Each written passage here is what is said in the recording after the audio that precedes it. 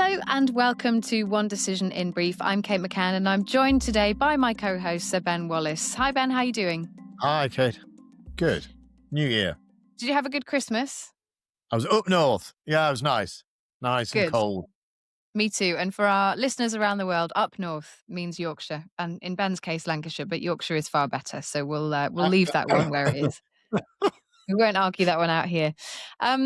Look, there's a lot going on, and I feel like you are the perfect person to get into all of this with, because Venezuela, I mean, it has huge implications for what's going on in the rest of the world, and we can come on to talk about that, about Ukraine and about China, Taiwan, and Russia. But just purely from a military perspective, something that I know that you know well, former defense secretary here in the UK, of course. I mean, it seems like a pretty perfect operation that Donald Trump has managed to pull off here. What do you reckon? So from a military point of view, on the plus column, it was a pretty perfect operation insofar as no American casualties, no destroyed American platforms, the element of surprise perfectly dovetailed into an intelligence operation.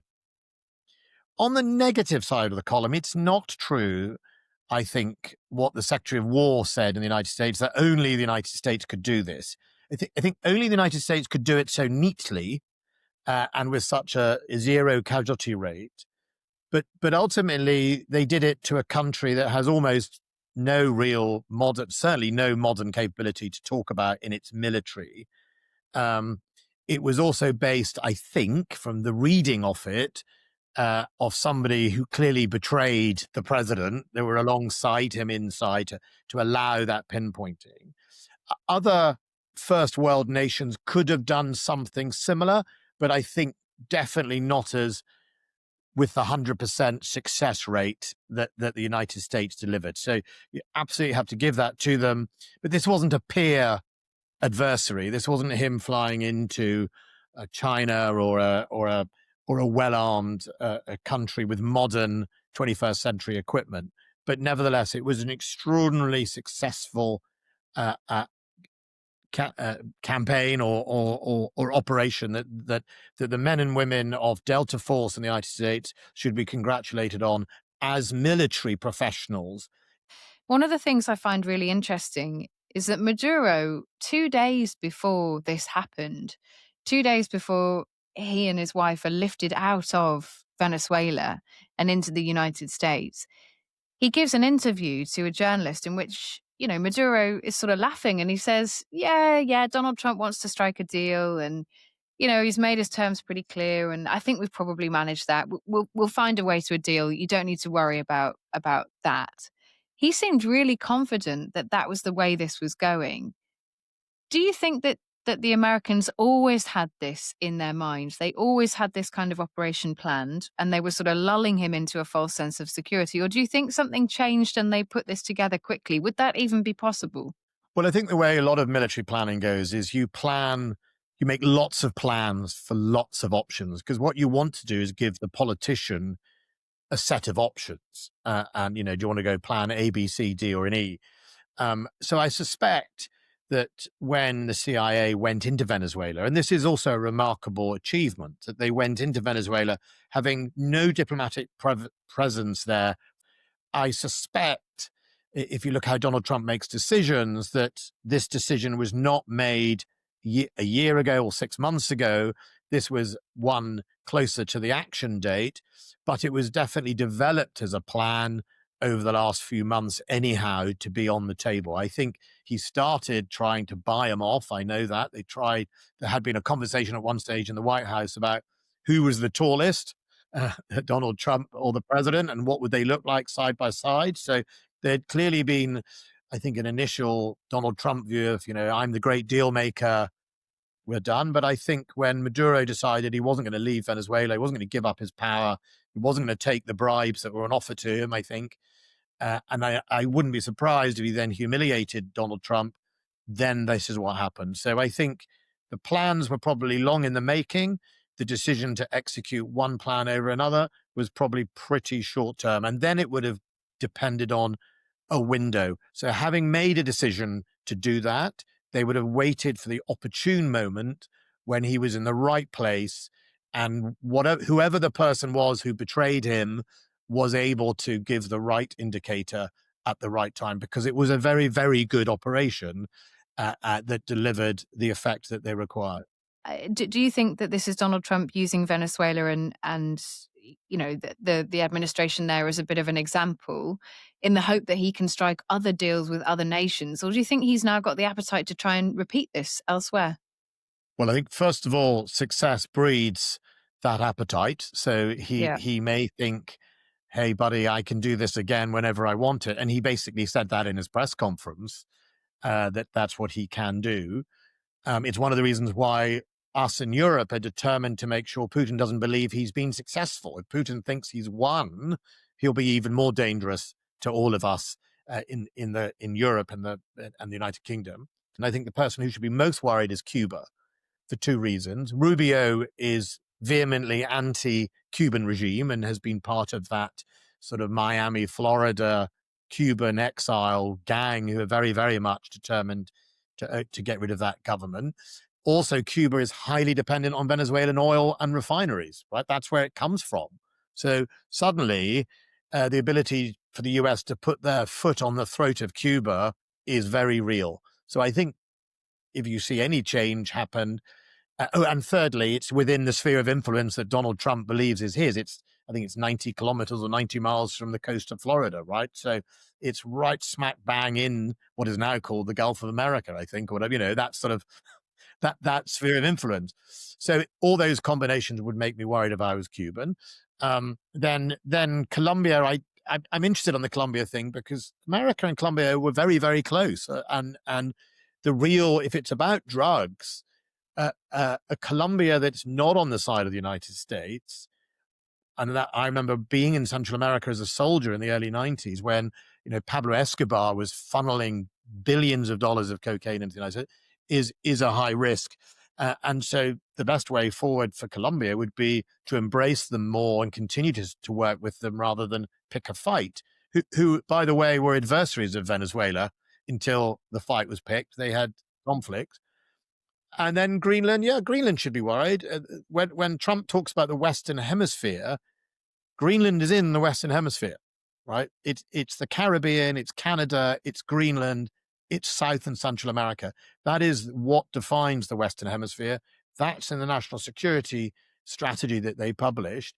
And we know that in Donald Trump's mind, it's not about basing. There's an American base on Greenland, but we know there's also lots of, no doubt, minerals and oil, and who knows whether they are going to go further. But Donald Trump bullies like to find someone to bully. Venezuela is an easy country to bully with its pretty useless military, and Greenland is got a tiny population, and Denmark, yes, it's civilized, it's European, but it's a long way away from Greenland, and it hasn't got any military might to stand up to the United States. So is it another bullying victim? Is it another person in the playground? So I think that's why Europe as a whole, I don't mean the EU, I mean Europe, all of us should be very, very clear to the United States that picking on or trying to snatch or steal sovereignty from Greenland is totally unacceptable.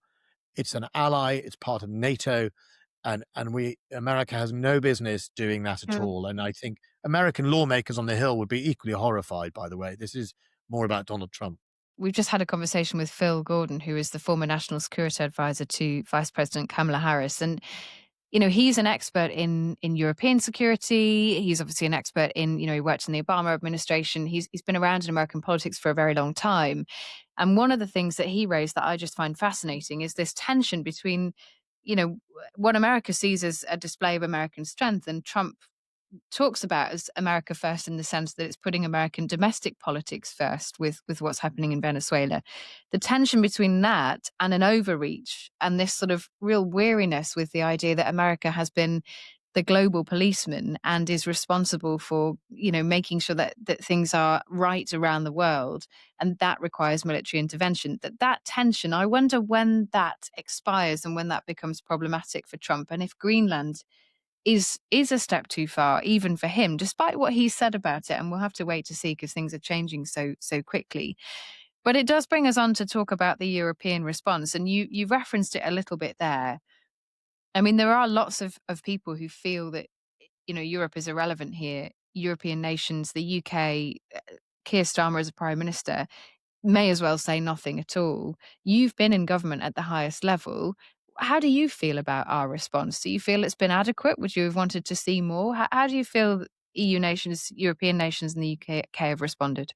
I think they've run around like headless chickens and shown that they are weak, and Donald Trump doesn't respect that. Donald Trump, to some extent, like President Putin, only responds to some form of strength of messaging or strength. I mean, in Putin's case, strength of military, but certainly, we do have some cards to play collectively and individually, and I think it is not. It's not hard as an ally. Allies do speak to each other quite strongly often. It's not hard to pick up the phone and say, "Look, this is unacceptable. Don't think that there won't be a consequence for all of us if you invade Greenland." And make it clear. You don't have to shout and scream and behave like JD Vance or whatever. You just have to be true to yourself and consistent and solid. We don't have huge amounts of power, but we do have collectively the richest consumers on earth, the people that Donald Trump wants to sell things to, wants to share things with. We do have. Britain is the biggest investor in the United States, right? We have all of these things in common. And I think that we just need to be clear about our position. Now, he doesn't have to agree with us and he probably will ignore us. But, if we're not true to ourselves, we won't have any confidence in ourselves and we won't be able to decide when there is a moment to change a direction or indeed start making tough decisions at home, like investing in our own capabilities, investing in our own skill base. So we're not so dependent on anybody else. Were you surprised that the American administration, Donald Trump, didn't let the UK know about what was happening in Venezuela before it happened? And as far as we know, as we record this episode, Keir Starmer and Donald Trump have still not spoken. Did that surprise you? No, it doesn't. It doesn't for two reasons. Is the Americans have long held a sort of classification called no foreign, no foreigners. And it is not uncommon for British, French, German, not American, Canadians to be asked to leave the room for certain missions. And while we all have presence in the Pentagon, certainly the Five Eyes do, no foreign is quite a common issue. Sometimes it's perfectly understandable. Sometimes it slightly gets under your skin when it's maybe based on British intelligence, for example. But ultimately, that's not a new concept. And I think that's why Greenland is interesting, because you could say, if you believe in that type of foreign policy, I don't, but the spheres of influence and big, the mighty just do what they want in their sphere. Greenland overlaps between a Western hemisphere sphere of influence and a European sphere and cultural sphere of influence. Yeah, And definitely. that is a meeting point that doesn't exist elsewhere. And I think that is going to be interesting. Well, you could argue that Alaska is a meeting point between the Russian sphere of influence and the United States. And at the moment, that is not a point of friction. But eventually, these things become frictional. Yeah, I think that for me is why I think Greenland, as much as Donald Trump talks it up, it feels like a step too far. It feels like it becomes very difficult to justify. I'm not saying that I don't think he has the desire to justify it. I just wonder if he ultimately backs down, Well, I because think of the implications of doing that. Well, President Putin, it will be in his interest to find a way to magnify that tension The tension between between the Europe two. and Yeah. America, Greenland, because what Putin really, really wants is a fracture in the NATO alliance Mm. between Europe and the United States. That's what it wants. He wants more than anything, probably reflecting his own history and his own experience in the KGB. And Greenland is the perfect geographic button that if Yeah. he can milk that, he may get his way. It's this is, I mean, there is so much more to unpack here, but this is in brief. So we're going to keep it brief. But I am going to say to people, if you want more discussion about what we were just talking about there, the idea of spheres of influence, if you want to know a bit more about what that means and what that says about the world order as it is right now and how it's shifting, and if you want more about the Russian reaction, the Chinese reaction, and where that might take things in the next few weeks and months, you can listen to that conversation that we've recorded with Phil Gordon. It will come out on Thursday. It'll be in your feed, as all of our other episodes are. And it really is a great primer, a bit of a step back into where things are going and where things have been, and what Donald Trump is really thinking with Venezuela. So do tune in for that. And hopefully we've given you a little bit of an update with this In Brief episode today. We will be back, of course, as ever, next week with more In Brief and a full-length episode. Thank you so much for listening.